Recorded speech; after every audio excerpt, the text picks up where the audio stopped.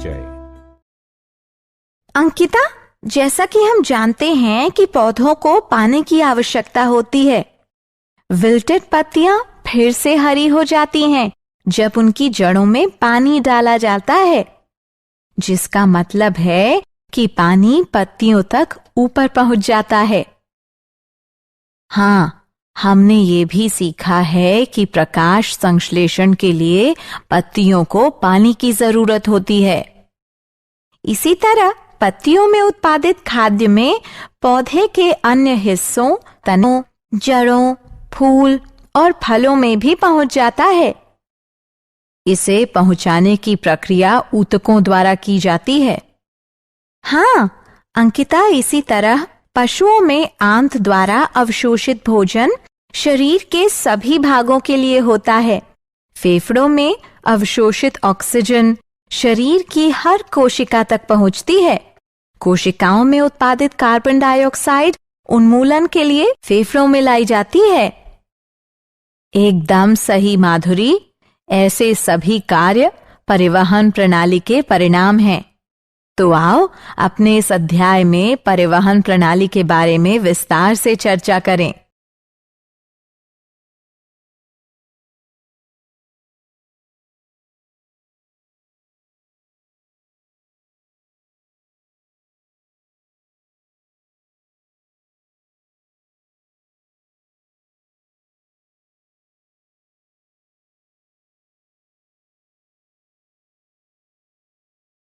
उद्देश्य। इस पाठ के अंत में आप निम्न करने में सक्षम हो जाएंगे: पौधों और पशुओं की जरूरतों के परिवहन की प्रणाली जानना, अणुओं जैसे के प्रसार की गति के तंत्र का पता लगाना, असमस और सक्रिय परिवहन को समझना, पहुंच के जरिए रक्त की महत्ता को समझना, मानव हृदय की संरचना और कार्य को जानना, रक्त की संरचना को समझना, धमनियों, शिराओं और केशिकाओं को समझना, प्रमुख रक्त समूह और ब्लड ट्रांसफ्यूजन के समूह के मिलान को समझना, संचार प्रणाली के विकारों का पता लगाना, पौधों में जाइलम और फ्लोएम की संरचना और कार्य का पता लगाना, अणुओं की गतियों के लिए तंत्र, अणुओं की गति कोशिका के अंदर या बाहर उसे संक्रमित करती है। कोशिका झिल्ली चुने हुए पदार्थों का पारगम्य है, जिसका अर्थ है कि यह कुछ अणुओं के प्रवेश और निकास की ही अनुमति देता है। अणुओं की गति जगह लेता है। प्रसार, असमस और सक्रिय परिवहन। प्रसार कणों या अणुओं की गति है जो एक क्षेत्र से अपनी उच्च एकाग्रता के एक क्षेत्र के लिए कम एकाग्रता को पहुंचाती है। उदाहरणार्थ, श्वसन के दौरान फेफड़ों में ऑक्सीजन भरी हवा उच्च रक्त नलिकाओं में एकाग्रता से चलती हैं, जो उनमें ऑक्सीजन की कम एकाग्रता के होने पर गतिशील होती हैं। असमस एक गति होती है जिसमें पानी के अणु एक क्षेत्र से ज्यादा पानी के अणुओं के क्षेत्र में कम पानी के अणु वाले क्षेत्र में पहुंच जाते हैं, जब उनको सेमी परमिबिल मेम्ब्रेन से अलग किया जाता है। सेमी परमिबिल मेम्ब्रेन का अर्थ एक मेम्ब्रेन यानी झिल्ली से है, जो कुछ अणुओं जैसे पानी के अणु के माध्यम से गुजारते हैं, लेकिन कुछ अन्य बड़े अणुओं के लिए नहीं। प्रसार या असमस के दौरान कोई ऊर्जा खर्च नहीं होती है। सक्रिय परिवहन अणुओं की गति होती है जो एकाग्रता ढाल के खिलाफ होते हैं, जो ऐसे क्षेत्र से जहां पर एक क्षेत्र से दूसरे क्षेत्र में उच्च एकाग्रता वाली जगह पर पहुंचाता है। सक्रिय परिवहन में ऊर्जा की आवश्यकता होती है।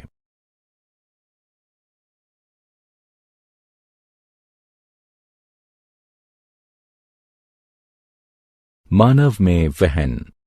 अधिकतर पशुओं के शरीर में पदार्थ को रक्त के जरिए एक भाग से दूसरे भाग में ले जाया जाता है।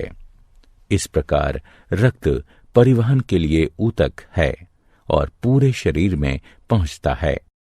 रक्त पोषक तत्वों श्वसन गैसों, हार्मोन्स और बेकार सामग्री को शरीर के एक अंग से दूसरे में पहुंचाता है। संचार प्रणाली में अंग जो रक्त बनाकर पूरे शरीर में प्रसारित होते हैं, मानव संचार प्रणाली में शामिल होते हैं। केंद्र में स्थित मस्कुलर पंप, जिसे हृदय कहा जाता है, और रक्त वाहिकाएं जो ट्यूब संरचनाओं की तरह हृदय से जोड़ती हैं। रक्त वाहिकाएं 3 प्रकार की होती हैं। धमनियां, ये रक्त को हृदय से शरीर के विभिन्न भागों में पहुंचाती हैं। नसें, ये रक्त को शरीर के विभिन्न हिस्सों से हृदय तक पहुंचाती हैं। केशिका, ये धमनी और नस के बीच शिरा होती है। केशिकाएं रक्त और ऊतकों के बीच सामग्री को आदान प्रदान करने की अनुमति देती हैं।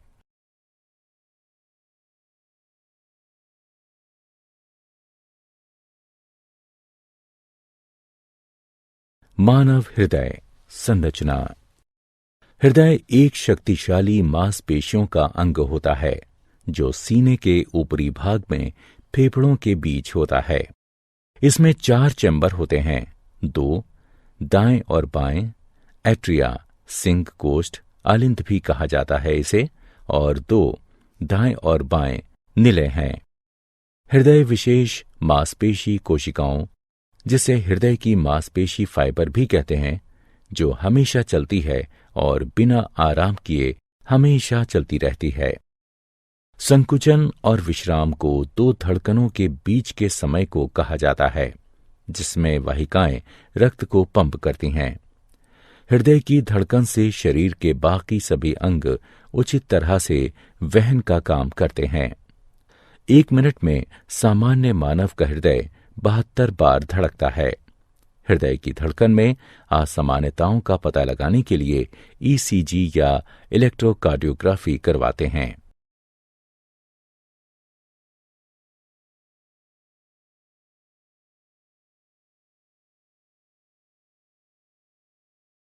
मानव हृदय के कार्य। अशुद्ध रक्त में ऑक्सीजन कम होती है और कार्बन डाइऑक्साइड अधिक होती है, और शुद्ध रक्त में पूर्ण ऑक्सीजन होती है। एक बड़ी नस शिरा नसों के माध्यम से अशुद्ध या विऑक्सीजनित रक्त को शरीर के सभी हिस्सों से इकट्ठा करती है और दायां आलिंद को खाली कर देती है। फेफड़ों से एक ही समय में नस में बायां आलिंद ऑक्सीजन से रक्त लाता है। इस समय हृदय के सभी 4 कक्ष आराम कर रहे होते हैं। फिर कोष्ठ और अशुद्ध रक्त दायां आलिंद से प्रवेश करते हैं और बायां आलिंद से शुद्ध रक्त बाएं निलय में प्रवेश करता है। हृदय के भीतर वाल्व रक्त को वापस बहने से रोकते हैं। अगले निलय काम करते हैं, जबकि कोष्ठ आराम करते हैं। रक्त शुद्ध होने के बाद 2 फुफ्फुस धमनियों के माध्यम से दाएं निलय से फेफड़ों को जाता है। बाएं निलय से ऑक्सीजन से भरपूर रक्त पंप होकर बड़ी धमनी में जाता है, जिसे महाधमनी कहते हैं। यह ऑक्सीजनित रक्त शरीर के सभी हिस्सों में वहन करता है। नसें अशुद्ध रक्त हृदय को लाती हैं और धमनियां उन्हें शुद्ध करके हृदय से दूर ले जाती हैं। लेकिन यहां 2 अपवाद हैं। फुफ्फुसीय धमनी अशुद्ध रक्त वहन करती है और फुफ्फुसीय शिरा शुद्ध रक्त वहन करती है। रक्त एक संयोजी ऊतक है जो पूरे शरीर में संचालित होता है। यह एक द्रव सा होता है जिसे प्लाज्मा कहते हैं, जिसमें 3 प्रकार की रक्त कोशिकाएं होती हैं, जिन्हें लाल रक्त कोशिकाएं, श्वेत रक्त कोशिकाएं और ब्लड प्लेटलेट्स के नाम से जानते हैं। रक्त कोशिकाएं अस्थि मज्जा से निर्मित होती हैं। लाल रक्त कोशिकाएं आरबीसी या एरिथ्रोसाइटस, ये आकार में गोल और एक लाल रंग की हीमोग्लोबिन नामक वर्णक होते हैं। लाल रक्त कोशिकाओं में कोई नाभिक नहीं होते हैं। आरबीसी ऑक्सीजन को ऊतकों तक ले जाते हैं और फिर वापस कार्बन डाइऑक्साइड ऊतकों से लेते हैं। करीब 5 मिलियन mm³ एरिथ्रोसाइटस रक्त परिसंचारी में होते हैं। श्वेत रक्त कोशिकाएं WBC या ल्यूकोसाइटस। चूंकि ये कोई रंग द्रव नहीं ले जाते, इसलिए इन्हें रंगहीन WBC कहते हैं, जो अनियमित आकार के होते हैं। परिसंचारी खून में 5000 से 7000 mm³ WBC उपलब्ध होते हैं। ये शरीर को संक्रमण से बचाती हैं, जो रोगाणु या एंटीबॉडी बनाने वालों को खा जाती हैं। ब्लड प्लेटलेट्स यानी थ्रोम्बोसाइटस। ये कोशिकाओं के बहुत छोटे टुकड़े होते हैं। इनमें कोई नाभिक नहीं होता। ये रक्त के थक्का बनने में भाग लेते हैं। रक्त के कार्य। रक्त पोषक तत्वों, ऑक्सीजन, कार्बन डाइऑक्साइड, हार्मोन्स और बेकार सामग्री शरीर की जरूरत के हिसाब से वहन करता है। कुछ दवाएं भी शरीर में रक्त के माध्यम से दी जाती हैं। लसिका। लसिका भी एक संचार तरल पदार्थ है और लसिका वाहिकाओं में बहती हैं। ये हल्के पीले रंग की होती हैं। ये हमेशा ऊतकों में एक ही दिशा से हृदय तक पहुंचती हैं। कोशिकाओं को लिम्फोसाइट कहते हैं, जिनमें लसिका होती है और शरीर को संक्रमित होने से बचाती है। लसिका आंत से शरीर के अन्य भागों में पचा वसा वहन करती है। यह प्रोटीन और तरल पदार्थ को ऊतकों से वापस कर देती हैं। रक्तदाब। रुधिर वाहिकाओं की भित्ति के विरुद्ध जो दाब लगता है, उसे रक्तदाब कहते हैं। यह दाब शिराओं की अपेक्षा धमनियों में बहुत अधिक होता है। धमनी के अंदर रुधिर का दाब निलय संकुचन के दौरान प्रकुंचन यानी संकुचन दाब तथा निलय अनुशिथिलन के दौरान धमनी के अंदर का दाब अनुशिथिलन दाब कहलाता है। सामान्य प्रकुंचन दाब लगभग 120 mmHg यानी पारा तथा अनुशिथिलन दाब लगभग 80 mmHg यानी पारा होता है। रक्तदाब को जिस उपकरण से मापते हैं, उसे रक्तदाब मापी यानी स्फाइगोमोमैनोमीटर कहते हैं। उच्च रक्तदाब को हाइपरटेंशन भी कहते हैं और इसकी वजह से रक्त के प्रवाह में बड़ा अवरोध हो जाता है और रक्त का प्रवाह नहीं हो पाता। इससे एक धमनी और आंतरिक रक्तस्राव का खतरा हो सकता है। संचार प्रणाली से संबंधित विकार। हृदयाघात जैसे अन्य अंगों, हृदय को भी भोजन और ऑक्सीजन की आवश्यकता होती है। जब हृदय को आपूर्ति करने वाली धमनियां मोटी हो जाती हैं या ज्यादा वसायुक्त भोजन की वजह से हृदय की मांसपेशी कोशिकाएं पर्याप्त धड़कन को हासिल नहीं कर पाती, हृदयाघात तब होता है जब ईसीजी असामान्य हो और इसके उपचार के तरीके हैं। रक्ताल्पता। जब हीमोग्लोबिन स्तर एक दिए गए बिंदु से कम पर आ जाता है तो उस स्थिति को रक्ताल्पता यानी एनीमिया कहते हैं। इससे व्यक्ति कमजोर हो जाता है और पीला दिखता है, साथ ही सुस्त हो जाता है। आयरन की खुराक लेने से रक्ताल्पता को दूर करने में मदद मिलती है। अधिश्वेत रक्तता। यह एक ब्लड कैंसर है।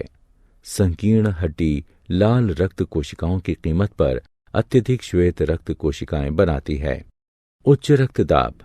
इसमें उच्च रक्तदाब की स्थिति होती है, जिससे सिर दर्द, चक्कर आना और थकावट का एहसास होता है। सामान्य रक्तदाब 120/80 होता है। उच्च रक्तदाब चिंता करने से भी होता है।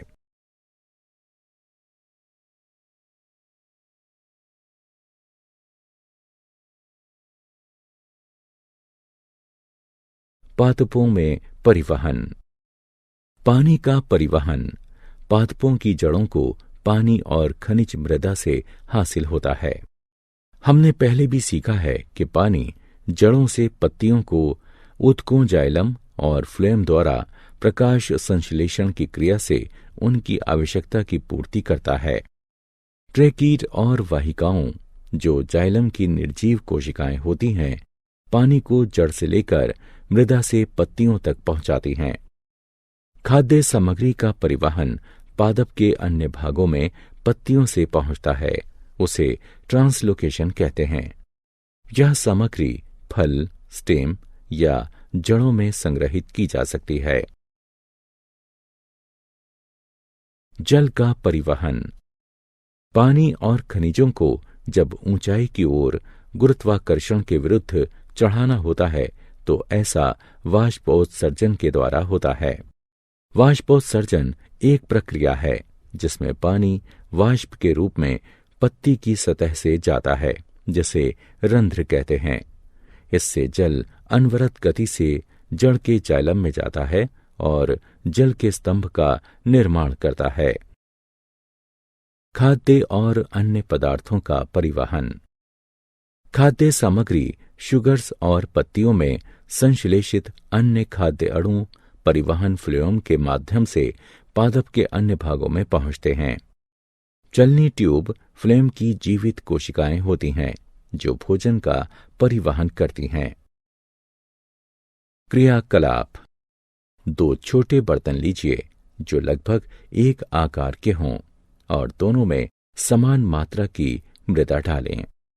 हम एक बर्तन में एक पादप को और दूसरे में समान ऊंचाई की छड़ी को अन्य पादप के साथ सुनिश्चित कर देते हैं। दोनों बर्तनों की मृदा को प्लास्टिक की चादर से ढक देते हैं ताकि उनमें किसी भी तरह की नमी वाष्पीकृत न हो सके। दोनों को ढकने के बाद एक में पादप और दूसरे में छड़ी के साथ पादप रखते हैं और फिर दोनों को आधे घंटे के लिए सूर्य की रोशनी में रख देते हैं। पादप वाले बर्तन में पानी की छोटी छोटी बूंदें प्लास्टिक की चादर के अंदर दिखती हैं। ऐसा पत्तियों के पानी और वाष्पोत्सर्जन की ढुलाई के कारण होता है।